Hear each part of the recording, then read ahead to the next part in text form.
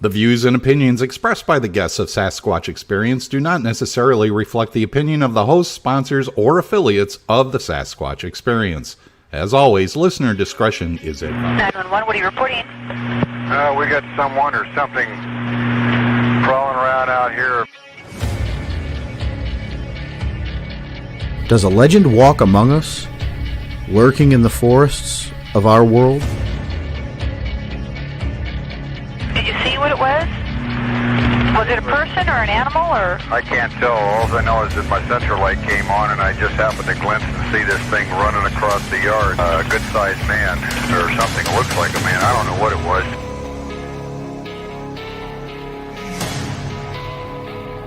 For over 15 years, we've talked with scientists, researchers, investigators, and witnesses, trying to gain insight and proof around the existence of this mysterious entity.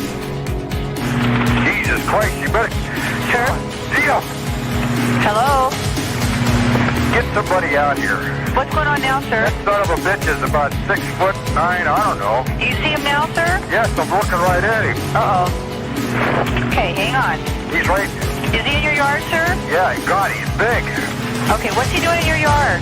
He's looking at me.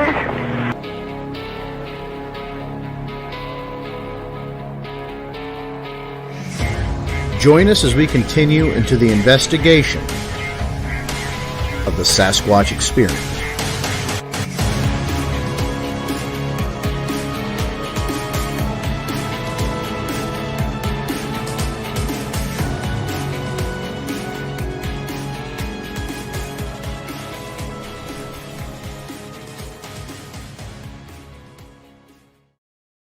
We went on to the air.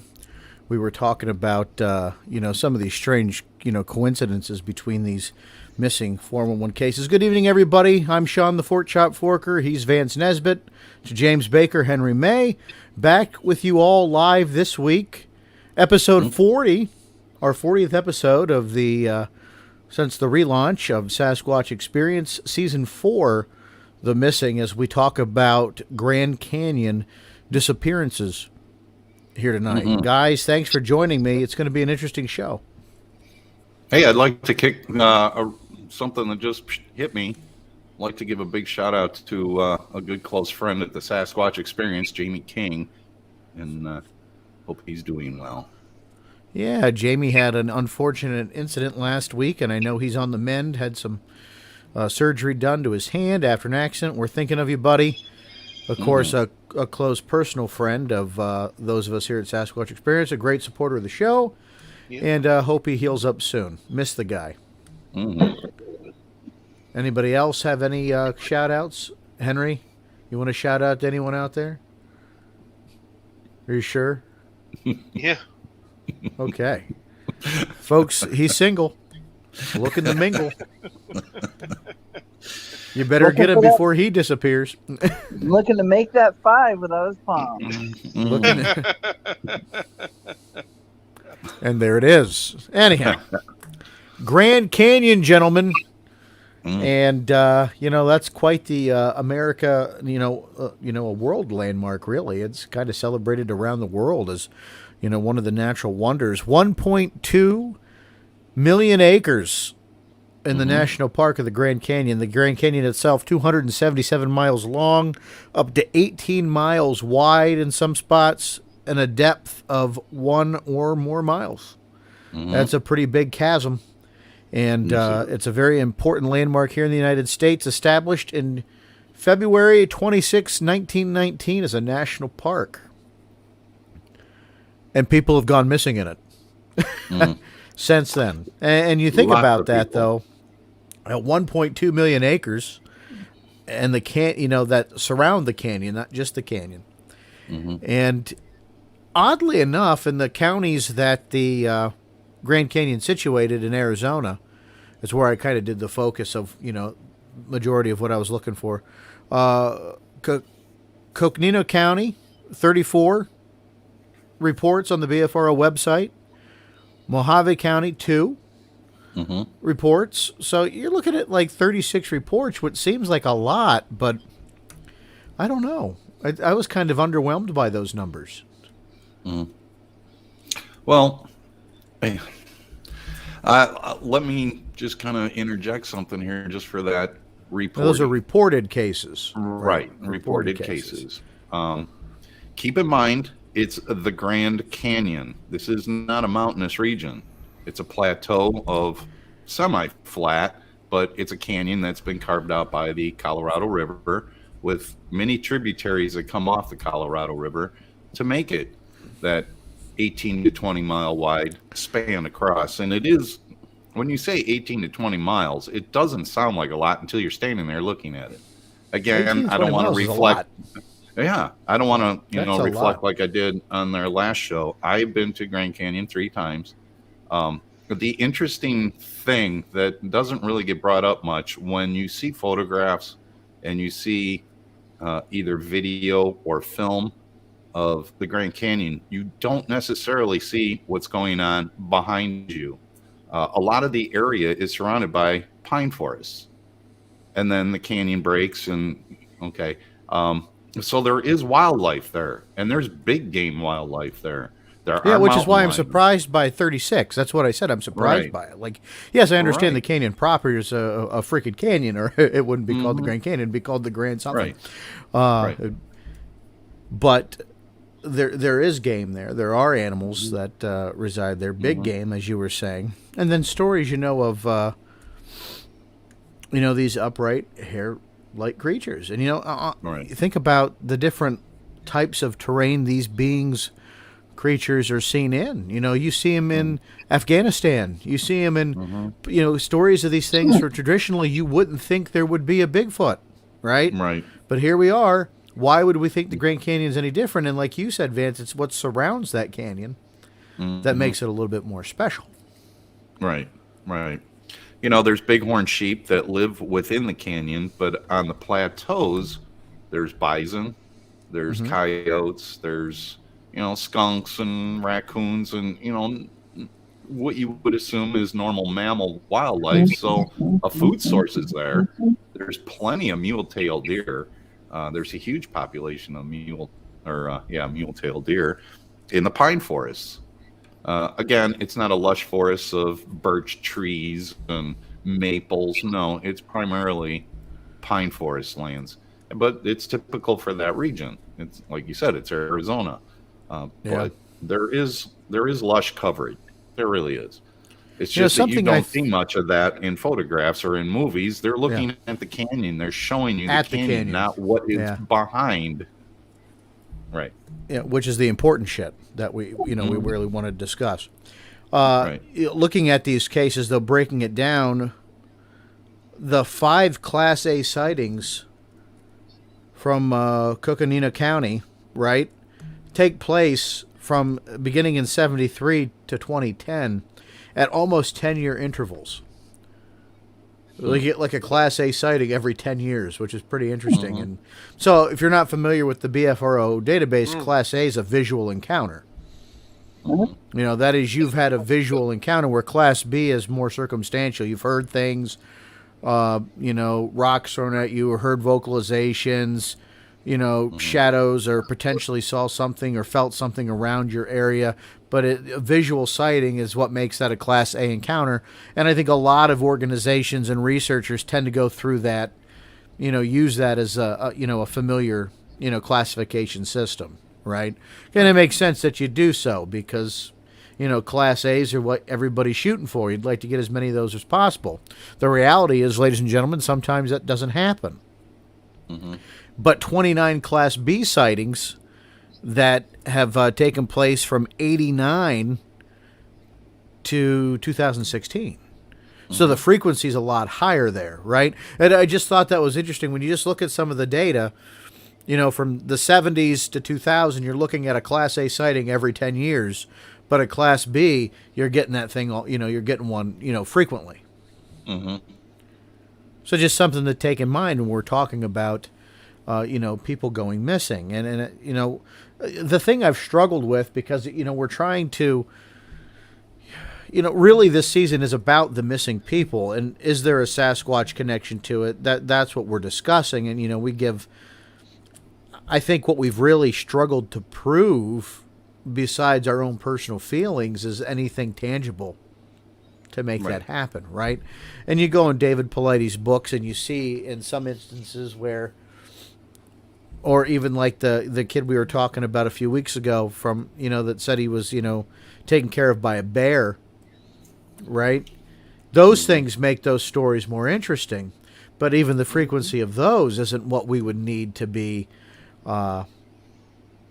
confident enough to say, hey, you know what? The hairy man's part of this equation. Mm-hmm. I still think there's part of it that, is responsible, could be responsible, right? I think so. But why? And how is this still happening? And why isn't anybody talking about the potentiality of it, or the stunning silence from the national park system is what drives me up the wall on this. Right.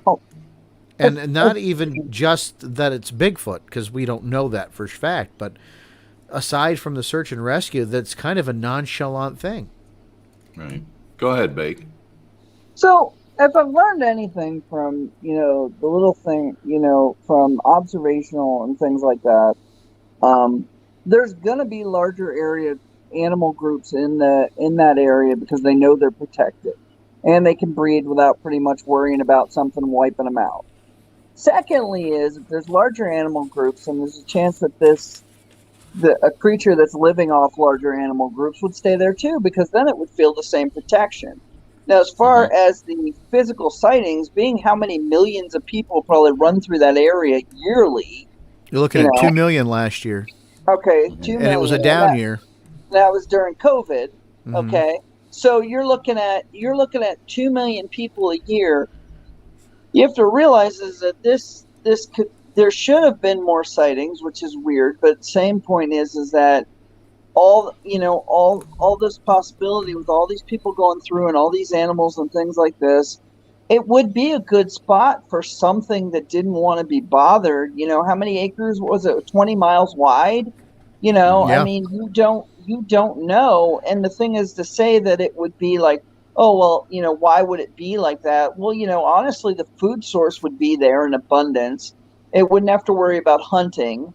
Hikers are probably sanctioned off to only certain areas. I'm sure the park isn't free range. No, it's not. So in a way, it almost has areas that only the park rangers would know. And the park rangers, I would feel, for two reasons, wouldn't tell the public. Is one, they fear their jobs, and two, they don't want to create some kind of scare or panic that could also, affect their jobs. Right.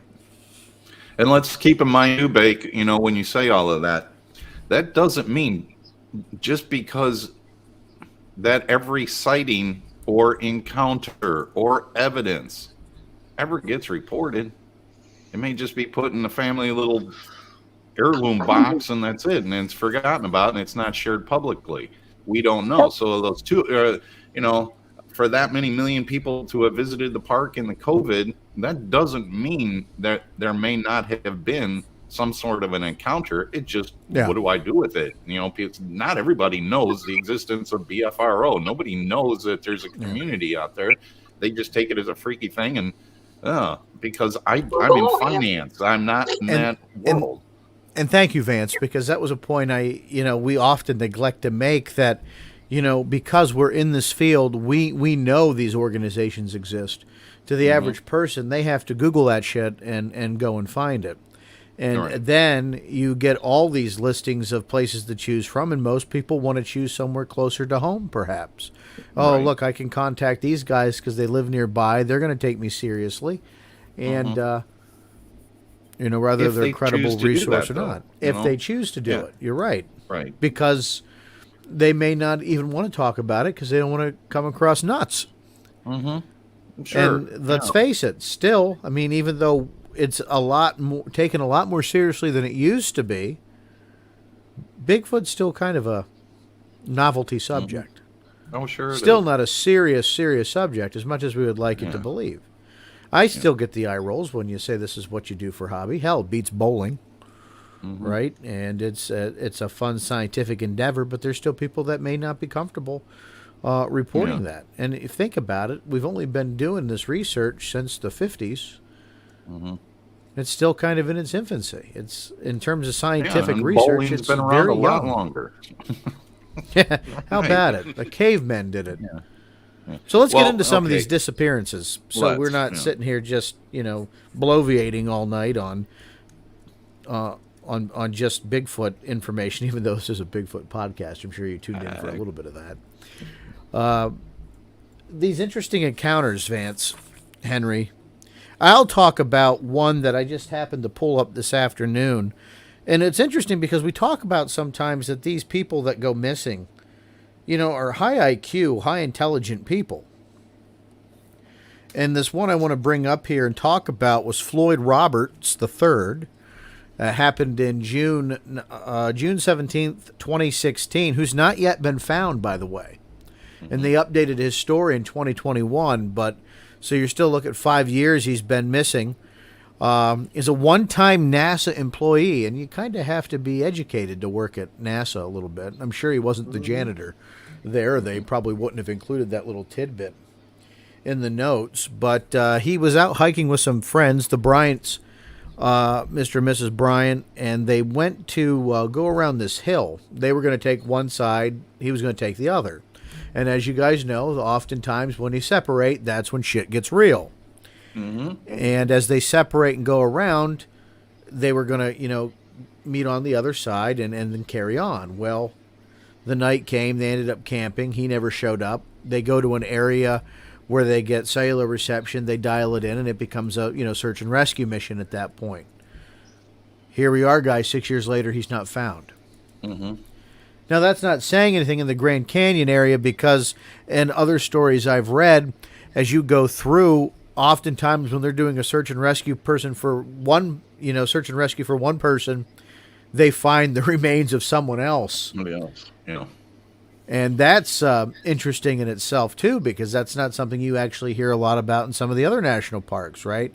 It's just the danger and the, rough terrain of the Grand Canyon, I guess, that makes disappearance and fatality a little bit more problematic. But if there was ever an excuse to hide an opportunistic predator, just using the terrain as an excuse of the Grand Canyon would be one hell of a way to, justify that.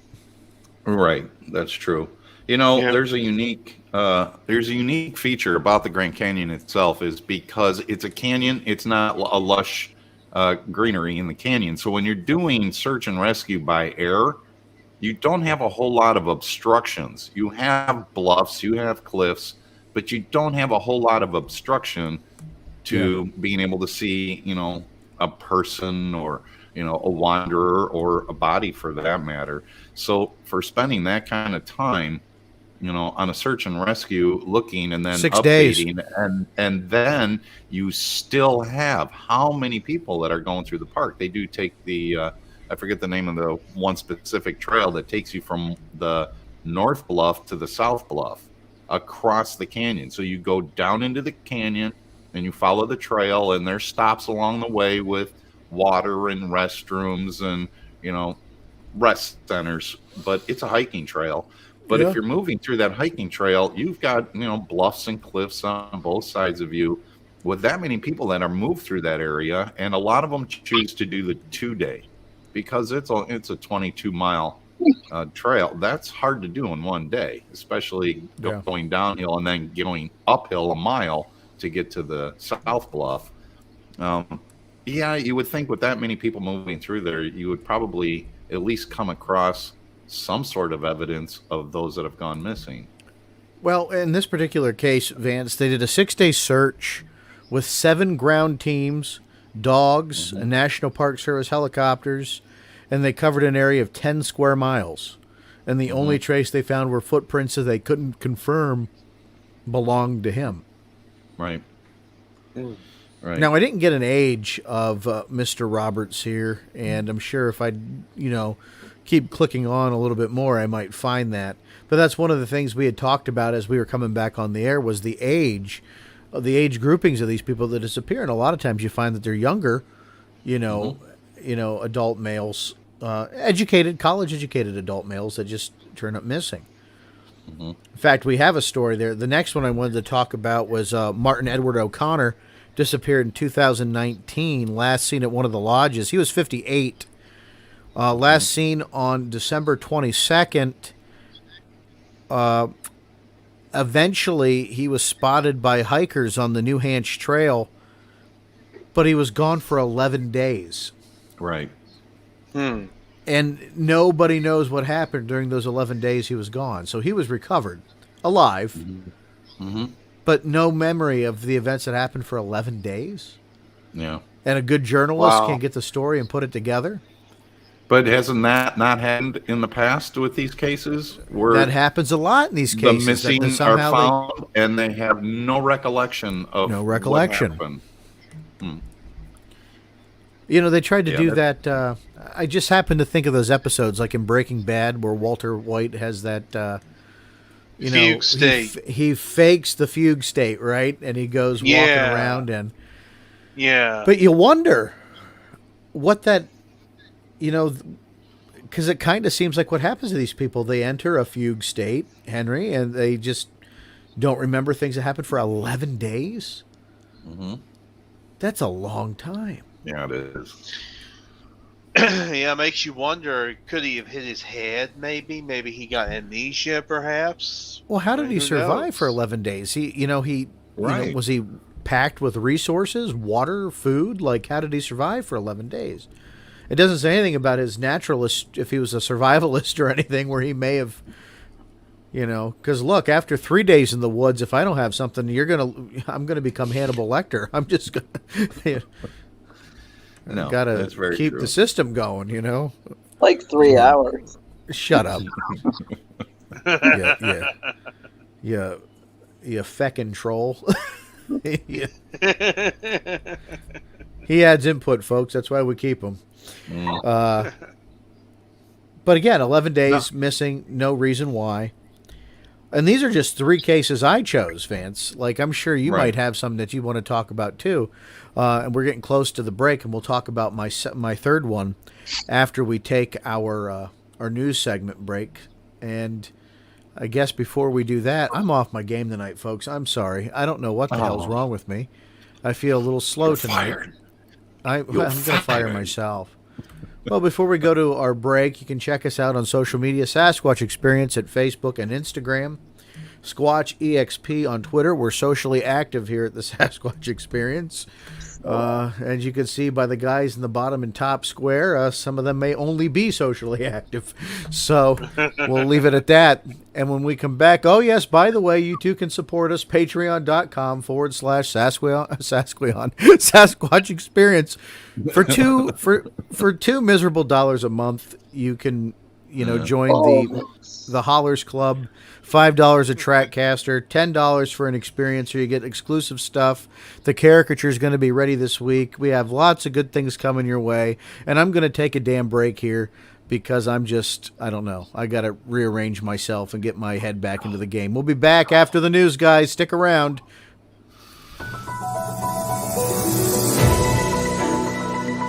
This is the Stranger Than Fiction News and Stories, brought to you by Sasquatch Experience.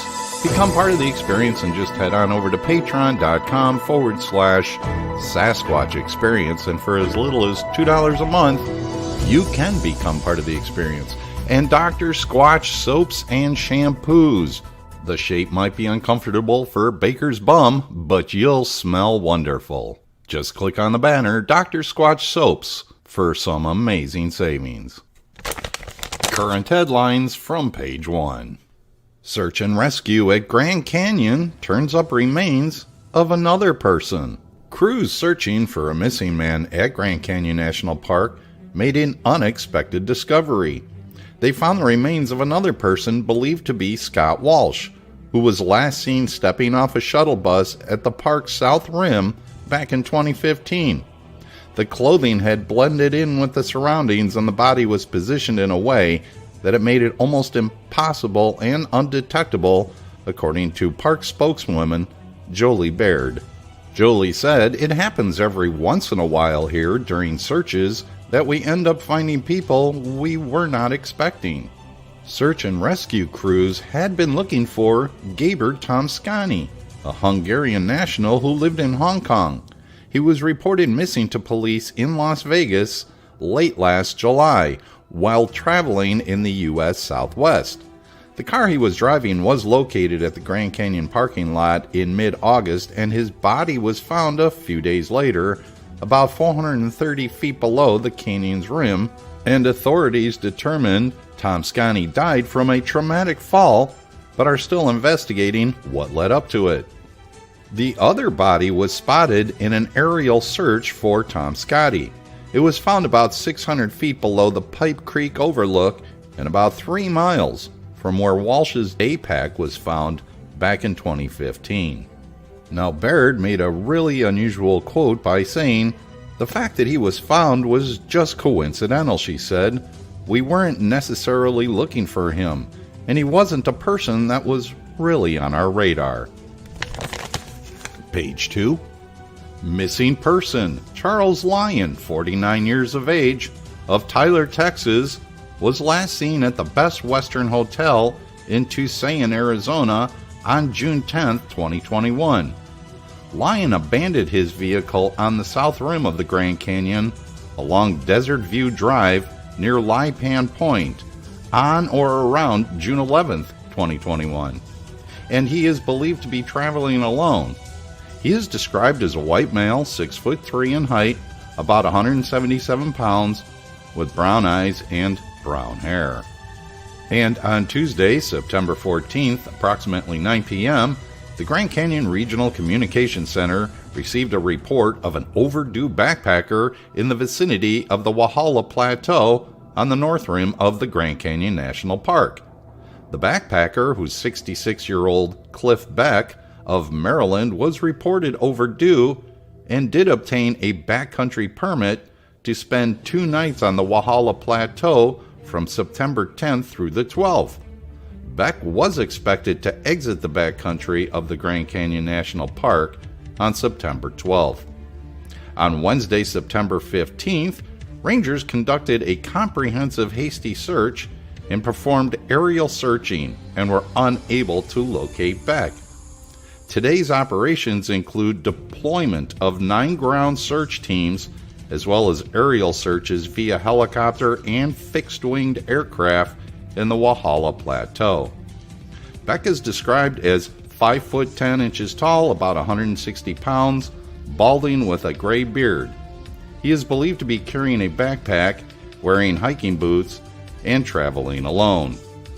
Now, this was an example of a few missing cases out of the hundreds at the Grand Canyon National Park. In addition to the search and rescue operation, the National Park Service is also conducting a missing persons investigation.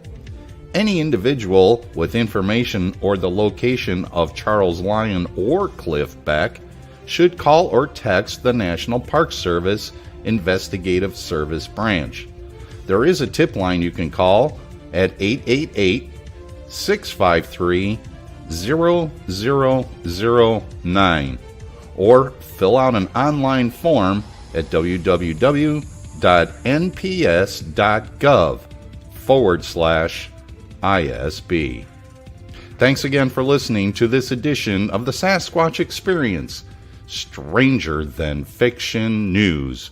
And now let's continue back to the Grand Canyon for some more mysterious talk. Really glad Baker enjoys that Dr. Squatch soap, formed for his bodice. And if there was ever a marketing campaign right there, that was one of them. Vance, I'm so glad the mics go off because I laughed so hard. That was grand. And I put the segment. Go ahead, James. I gotta say that soap has made a difference. Like just today, like all the waitresses were just talking to me,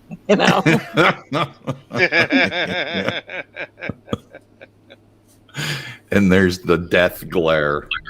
Yeah. He's mad. Yeah. So great. I like the fact that he smells like pine tar. That's a special one. Of the other things Baker could smell like, which you, by the way, could go to our website, SasquatchExperience.com, and click on the Dr. Squatch link and load up on some soap, because we get a kickback. And if you don't want to become a Patreon and you like ads and want to continue to support the podcast, continue to do that. Or you could go buy some Dr. Squatch soap, which also supports us here. Yeah, but you get That's discounts if you experience. click on it. So there you go. Do you get a discount? Mm-hmm. I think it's like 15% or something. I don't know. It covers tax. Sure. There you go. Everybody needs a little bit of that. Anyhow, as we were talking about before we went to break, disappeared on the in the Grand Canyon. How about Morgenheimer? Disappeared on June 2nd, 2015, age 22.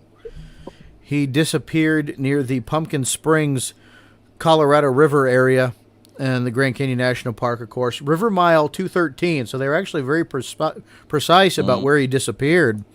They assumed he drowned, which is a pretty interesting assumption considering he's a commercial guide with the Tour West Rafting Company. You'd think he'd have some experience of, I guess accidents happen, right? There's nothing beyond potentiality out there of, running into an obstacle and not being able to overcome it. But when you have some training, I guess I find that to be a little less of a real scenario and more of something happened. Like, you just don't say you go hiking and then you just, don't come back. I don't understand it. And the frequency upon which it happens is what's extraordinary to me. And like recently, what you find is that, Morgan really lines up with a lot of the missing 411 what is the word I'm looking scenarios, for? right. Case scenarios. Yeah, my freaking brain tonight, folks. I apologize. I'm a little, I don't know what the hell's wrong with me. But, that younger, fit, athletic male with the, college education. And for some reason, they're just starting to, just disappear from, their little hiking trips in national parks. There's got to be something more to it, guys. Well, there's a correlation from the news segment that I did, and I don't know if you have that information at hand, but all these missing people that I came across all weighed under 200 pounds. I'm safe. All right. There we go. Yeah, let's wrap it up, folks. Thanks. Fat everyone. Have a good people night. are hard to kidnap. That's the truth. Can't get It's a me natural over the defense is what that is. But, I guess the one thing that really, took me back, Vance, was when they found the other body while looking for, was it Tom Slotty? Yeah. No. Scotty? Walsh. It was Walsh. When they were looking for Walsh, they found the other Right. body. Oh, that person wasn't even on our radar. Well, yeah, that case is interesting though, because when they found Walsh, his day pack was 3 miles away. Yeah. They found the day pack, but find the body 3 miles from where the day pack was. With the other No. body. Yes. So, Yeah, like the unidentified other body. right. Kind of weird how that separation of personal property at 3 miles, that's, again, that's quite a hike in 3 miles in Yeah. that rough terrain. So, But you look at other scenarios in the 411 cases, and that's not that uncommon, where you find personal No. possessions and stuff it just separate makes from it the weird. body. Right. It just makes It it is. really strange. But you think about that though, and I think the one thing we take for granted is once again the temperature shifts in the canyon, as with any other of the national parks. For some, the weather can change pretty sporadically. Hell, where James and I were out today, it was nice in town, and you get up there in the valley, and my hands were frozen. Mm-hmm. And it's just the wind and how the wind circulates through. Right. Right. Banana Booey asks a good question. How do you think Sasquatch identifies and pronouns used? I think for the sake of argument, we go with they, them. It depends. It. I don't know. I think it is kind of. I don't know anybody who identifies as an it, besides my, I don't know, stepmom. I have a I don't cousin. know. I'm sorry, cousin. Yeah, Cousin it. terrible. I'm going to hell pretty quick. I'm just kidding. See you All there. right. But as we, again, not a person on our radar, right? How do you have a missing person in your park and they're not on your radar? Well, it's that's what because I you found dumbasses strange. don't keep records, right? You Yeah. don't have lists of people. Because why would we invest in a system that would enable us to keep track of people disappearing in our backyard? Right. And where's the personal responsibility fall on that? at this point? Like, is there a potential lawsuit there for the people, the missing relatives of these people that no one's keeping a record of? Now, there is the Charlie Project, which is an organization that's independently doing that. Right. However, And yeah, go ahead. the National Park Service does have the investigative service branch. Absolutely. Now, is that to cover their butt from lawsuits? Well, we do have an investigative Sure it service is. branch. I'm sure it is now. Yeah, it might be. Oh, shit. And Duncan says they should use a beacon. Absolutely. David Polites highly recommends everybody use a beacon when they're out, in any kind of wilderness example or wilderness activity. I don't have one, but I never go alone either. And I never leave somebody long enough. You'd be rest assured that if I've disappeared in the woods, James Baker's probably with me, or somebody close to me is with me, because we just don't separate like that. We never have. That's just not something we do. It's smart, man. Yeah, it's just a safety thing. And I'm not even talking about being afraid of being, taken by. Well, first, I'm not going to be taken by very much, but I'm not worried about that. I'm worried about being attacked by something out there in the woods, like an animal of some sort, and Right. safety in numbers. Yeah. Well, And Banana Booey says, yeah, but some trails are super safe, like the AT. Well, it's not really, because there are people that harm people on the AT. right. They had a serial killer that frequented the Appalachian Trail. Right. Trail. Right. And so where you think it might be safe from, maybe a safer hiking trail, there's still dangers there yet unseen. And, for the longest time, there's the thought that a serial killer could have been behind some of these disappearances, and they haven't ruled that out either. And we were just talking about that one girl that, 2 weeks ago, that disappeared in Yosemite. Was it Yellowstone? Was it Yosemite we did the show on? Yosemite, right. And right. they say she was a victim of Henry Lee Lucas. Mm-hmm. But the problem with Henry Lee Lucas is what? Yeah, he was a liar, right? He was a liar, and he had a penchant for exaggerating and really elevating his own kill count. I think they lessened that over the years, where he claimed to have killed over hundreds of people, till I think it was like the number was much, much lower. Right. And But nonetheless, it happened. Right? It does. It happened, and you can't rule that out either. But when you start factoring in things that could happen, animal attacks, people do get lost and lose their senses, fall, they get hurt, so on and so forth. There are a lot of rational explanations as to why these people go missing. What I'm saying is, you couple these, missing people clusters, you map that over where are there high areas of Bigfoot sightings. In this instance, not as much as you'd think there would be. Not as much as I thought there would be. Right.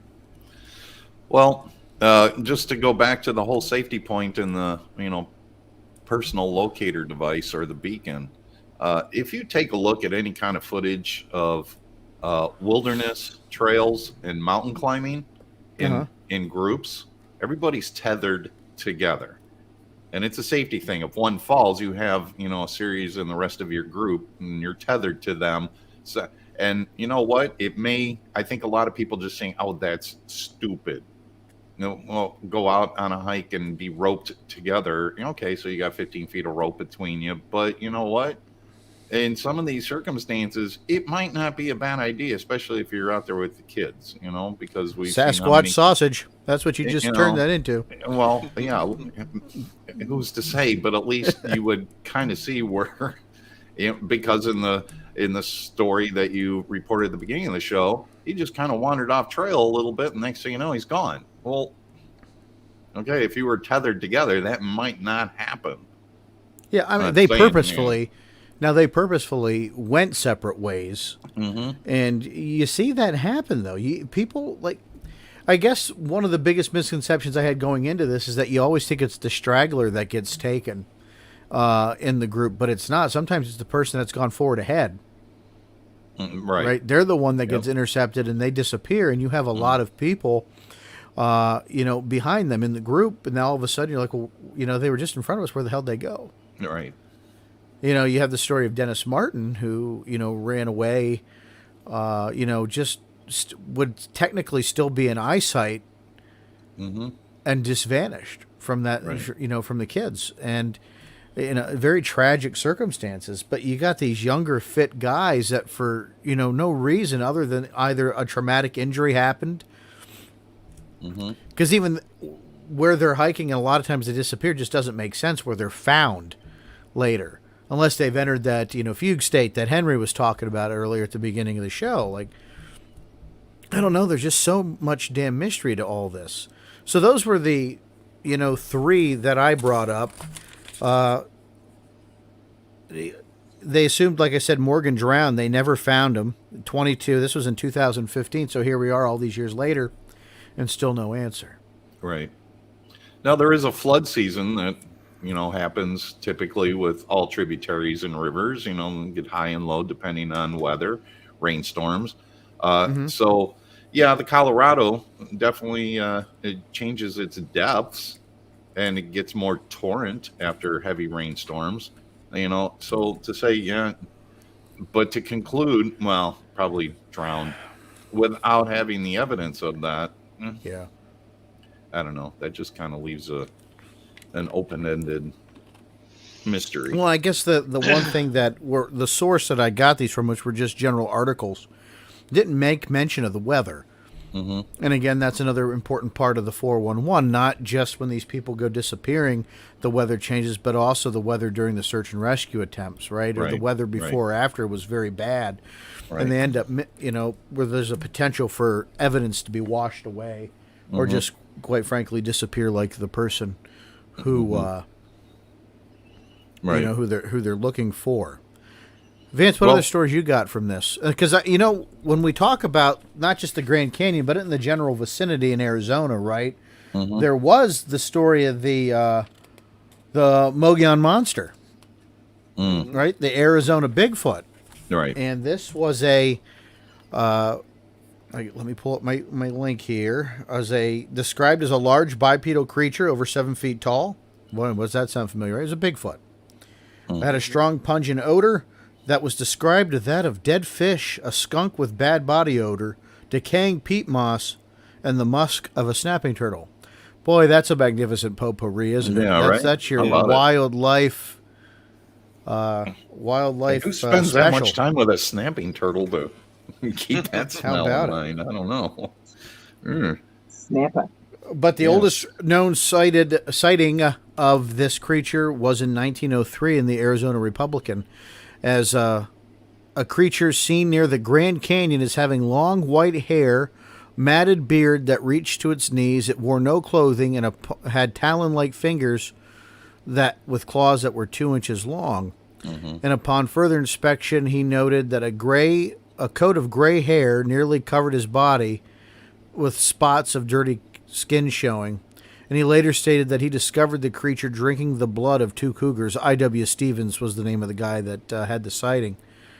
And it threatened him with a club. So right in there, you got to wonder if that was, writers' influence, or if that was, or if that was something that really happened, right? Right. Well, it seems like some of the stories from, that era are a little bit more embellished. For dramatic purposes, I suppose. I know that's an oxymoron to say embellishment and dramatic purposes, because it's pretty much the same thing. But it's very possible that we got to glorify the story a little bit more and throw some bit more horror into it. I guess that's human nature. That does happen. Well, the Mogollon Monster has... I hope I'm saying that right. I believe I am. The Mogollon Monster. Is a pretty important part of Arizona folklore there. And it's a number of people on the Fort Apache Indian Reservation claim to have seen it. Henry, are you familiar with the Mogollon Monster there in Arizona? I've heard of it. I can't say that I'm absolutely yes. I don't have firsthand knowledge of it, but I'm familiar with it. Just like the references and history of the area. Right. I'm just taking some notes here. For listeners and for viewers, there is a video put out by a community investigator called Thinker Thunker. I know we brought his name up a few times. And it's called the Grand Canyon Bigfoot footage. I believe it was taken in 1973 or 78. No, that doesn't matter, but it was back in the 70s. Interesting footage. You see this thing up on a bluff and kind of scampers off into a tree line, and then that's the end of the video. But, Thinker Thunker does what he does, and he breaks down the video frame by frame to show you arm length and, who runs like that, etc. I'm not convinced that it was a Bigfoot, but again, it's something that did surface and did get researched. So if anybody's interested, you can just YouTube that. It's just YouTube Grand Canyon Bigfoot, Thinker Thunker, and give your opinions. You can always express back to us at Sasquatch Experience what your opinions are. Yeah, and there's a lot of info on. I've just sat because I put it in there like you asked me to, and that's actually not one of the first one that pops up, but they do talk about the Mogollon Monster in there. So just some interesting. I'll check that out. Maybe I'll post some information for that in our Patreon for our subscribers, just to carry on the discussion over there. Right. And again, these creatures are seen in Las Vegas too. So at the slot machines. On the deserts. Well, yeah, probably at the slot machine, but well, I talked to years ago. I talked to a gentleman when I was hosting the Existence of Strange Things, Vance, over at Radio Memphis, and for the life of me, he wrote the book Cameleo. Yeah, again, we're going. Book, yeah, right. Cameleo, he talks about the desert apes, right? And again, when you're talking about the Arizona Bigfoot, that's another thing that pops up is the terminology desert apes. And I had written that down here before I even started talking about the Mogollon Monster. Just interesting. These beings exist in native lore. Why do we kind of ignore them? We know why, because we're ignorant white people. And if we can't conquer it, we really don't pay much attention to it. And this whole thing, it kind of goes back, and I wanted to bring this point up. It would really be interesting to know what native lore is on missing, and how many tribal members have gone missing over the last 1,000 years mysteriously. And if anybody were to know the terrain and the landscape and how to move about through Mother Nature, it would certainly be your Native Americans. Well, what's really funny? And I don't know if there's any lore of strange cases in their community where they just have no idea what happened. Well, when that YouTube influencer, disappeared, and they found her, deceased. This recent story, I can't think of her name off the top of my head. I'm sorry. They just found the boyfriend not too long ago that probably killed her. That sort of thing. One of the things they were complaining about is that the lack of attention that the tribal, tribal women, don't receive that have gone missing. And it's, not just there, but the Trail of Tears or the Highway of Tears in, what is that, British Columbia? That area up in the Pacific Northwest, it's just tragic that how many women have gone missing. Now, they suggest serial killers, but this happens. This is a frequent event, and you can't help but wonder, not that we're, trying to, generate a false hysteria, maybe just a little potential awareness for something that could be going on. Right. But it's all things to consider. And if the natives are strong enough in their beliefs to make that a consideration, maybe they're the ones that are looking at this right, and we're still the ones looking at it backwards. Well, I think there's a big case of that. I mean, again, with the stories that I find on the missing, especially through the Grand Canyon, all white males. And I'm not saying that's a racist thing at all. It's just, okay, is that all that's missing are just white males? Yeah, Lord knows we're not trying to, for the love of God, we're not trying to start any of that bullshit. Oh, we're just making I mean, I fired the shots with the, if we can't conquer it kind of thing, but that's just me being maybe lost Henry. But there's a reality of it that, unless you're white, you don't really get a lot of attention if you do go missing. Can we just call a spade there? Sure. and say it's the reality of it. It's No, true. it is. Yeah, I agree. It is true. Yeah, Baker. What? Let's hear it. We had that discussion previously that, the reason there was so much about the girl that went missing was because she was an influencer and she fit a certain demographic. Mhm. It's sad, but there's plenty of people that go missing. We live in Pennsylvania. There's parts of Pennsylvania that are trafficking for all kinds of things. Those people Absolutely. don't get noticed until they either find a body or someone important comes missing. Right. And it's not right, but we as a society unfortunately treat it that way. Not one group, not one other group, just affect as a society. If you're not in a certain demographic or you're not an influencer, we really don't notice you're there. Yeah, Mhm. that's true. But again, But I no, don't I'm think not that. saying emoji monster. It's Mogollon. Mogollon monster. No, The that emoji movie monster. was a monster. Yeah. Oh God, Baker, our film buff, over Primal there. But you said Rage. hundreds of people that have gone disappearing in the Grand Canyon, but only a handful of these actually have any traction. And when you go back to the cold case from the, National Park Service, right? Lots of people on that list. Grand Canyon, I think, was number 2 or 3 on the list of concentration of missing people in the Right. national park system. You go to the Charlie Project. Charlie Project profiles over 15,000 cold case missing people, mainly from the United States. It does not actively investigate cases. It's a public vehicle for missing people who are often neglected by the press and forgotten all too soon. CharleyProject.com. That's CHARLEY project.org. I'm sorry. I applaud sites like this, Vance, Mm-hmm. because Absolutely. they're doing the work that our own damn government won't do. Which is, it's not saying much. There's a lot of things that people do better than government, but Everything. is it that damn hard to make a database of missing people that if you would have been keeping it from the beginning, Right. maybe a little bit more awareness could have solved this problem or Right. prevented some of this from happening sooner?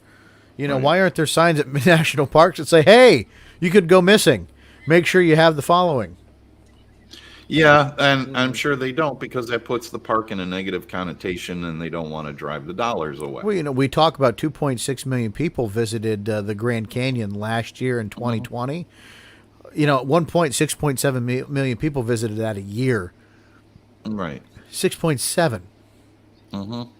going through a national park system, and that's a lot of people. Sure. That's And a lot then of with boots all to the the, ground. your entrance fees and your fishing fees and your day pack camping or fees, or overnight fee.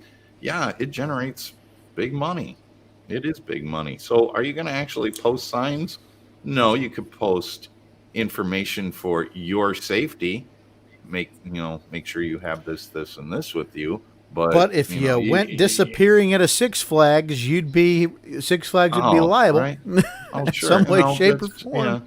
Yeah. Well, there's a difference, right? Because Maybe one's a someone ought to private put the entity screws and to the Uncle other's not. Sam. Well, I'm sure it's been tried. I know it's been tried, actually. Uh, you're just not successful because we're not liable. You're on Just your own. And there are signs posted that says, and at the end of the day, you are responsible for your own safety. But if there's a hidden danger, you go back to our law class that you and I took, Baker. If there's a hidden danger, there's Right. something to be said for that. Especially if you know it's a hidden danger. Well, how much CYA is going on with these parks and things like that? As far as when people disappear in their parks, how much CYA is going on? I wonder. Well, that's, the $1 million question, which, again, I go back to the fact that, I brought up the investigative service branch that is under the National Park Service. That might be, I'm not saying it is, but it might be the CYA in which you are talking about. Oh, yeah, no, we have a division that'll take care of the missing people. Yeah, again, like you said, then where's your list? and why you stumbling across people that you weren't expecting to find weren't even on the radar, even though they're missing. So it's a good point, Henry. Right there is the CYA. number for the Investigative Services Branch, 1-888-653-0009. Mhm. Or nps.gov/ISB. Right there. You got information, send it their way. Missing people out there need your help. Although I have to tell you, if you've been missing for 7 years, you either don't want to be found, which is a potential, because as the stories that people have gone missing, there was a guy that just walked out of a prison wearing a medical scrubs, disappeared, and they haven't found him.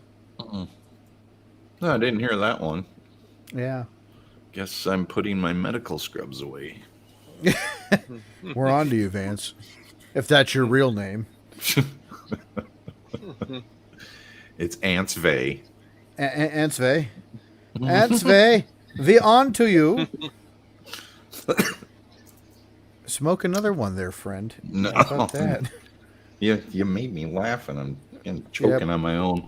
Yeah, I'm trying to find that. I'm just trying to find that story about that gentleman quick who just put the Danny Ray Horning donned a doctor's smock, strolled out of the Arizona State Prison, and disappeared. New York Times described Horning as an Army veteran with extensive training in survival and reconnaissance, which went a long way in explaining how he was able to, one, get out of the prison, and two, evade authorities for such a long time. Wow. He was a bank robber. Well, he's got a hell of a story. He was already serving 4 life terms for bank robbery. He was looking to be extradited for a murder case, stole police cars, demanded the release of his brother, and during his bizarre plan to kidnap a family and ransom them for $1 million, he kidnapped an Arizona couple and forced them to drive him to the place he spent much of his time on the run, the Grand Canyon. He ended up leading law enforcement on a wild goose chase that lasted almost 8 weeks and involved more than 400 agents.